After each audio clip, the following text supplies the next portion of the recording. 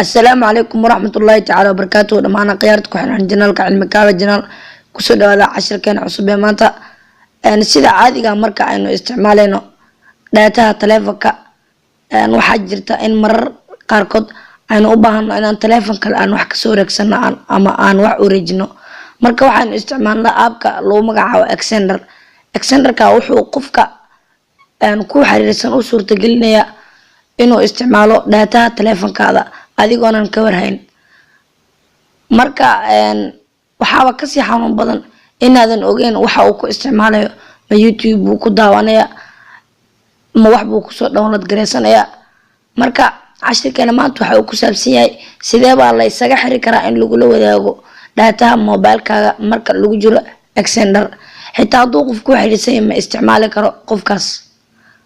cashirka waxaan la xusin doonaa anigoo Xuseen Cabdiraxmaan Xanshi هاي المامين إن الجنال كعلم كاو جنال سبسكرايب سارتان وقالكنا عاد لايك سارتان كسر هذا 10 كنا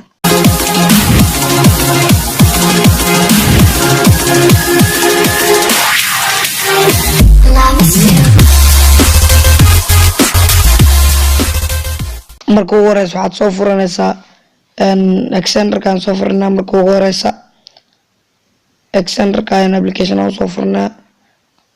markaad Extender-ka aan soo furno ka gadaal waxaan ku dhufanayna meesha ay ku qoran tahay login ka gadaal setting-ka Extender-ka aan sii galinaa marka setting-ka aad gasho ka gadaal hoos u sii deg waxaad ku dhufataa meesha ay ku qoran tahay share mobile data meeshaas hadda waa on off ayaad ka dhigaysaa haddaad off ka dhigto qofka ku xiriirsan Extender-ka wax ku tuuraya ma adiga wax u tuurayso awood uma yeelanayo inuu isticmaalo mobile data-ga ama sim card-ka internet-ka ee taleefankaada ku jira awood yeelanayo inuu isticmaalo haddii aad ku jirto haddii kaleba ma sanadin dhammaan asxaabta janaalka haddii aad nagu cusub tahay fadlan subscribe saar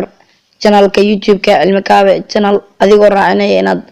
like gareyso ama aad like saarto Facebook page Cilmi Kaabe page